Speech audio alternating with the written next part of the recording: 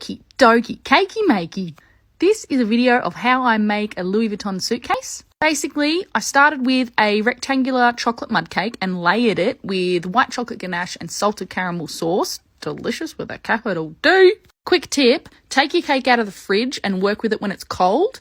That way it's just a lot firmer and easier to work with. Now I'm going to be decorating this cake with chocolate fondant, but underneath the fondant you want a really nice smooth finish because a good base means your fondant's going to look better. So I also covered the entire cake in the white chocolate ganache, rolled out my chocolate fondant, and then I sprayed a little bit of water onto the ganache to help it stick.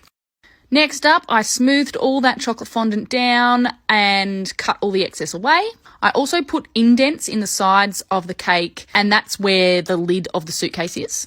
To do that, I just pushed a scraper into the side of the cake to indent it and then used a little rolly tool. Next step is my favourite bit, adding the edible images. Now, I get asked a lot about edible images, whether they actually are fully edible, and yep, they are. Edible ink on edible paper, and could I say edible anymore? I don't think I could.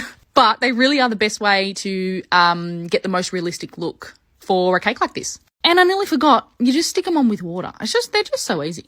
Now, the next bit is probably the most time consuming, adding all the leather detailing. So as you can see, it's on all the corners and around all the edges. Once all that's on, I got my little stitch tool and I put all the stitching in. Now that's really important because it just makes the whole thing look way more realistic.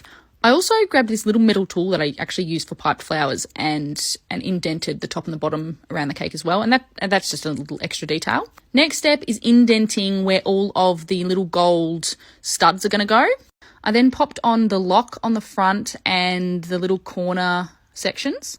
All of these gold parts are going to be painted with the gold paint as well. So that's why I've chosen a gold colour, because I just think it looks the neatest.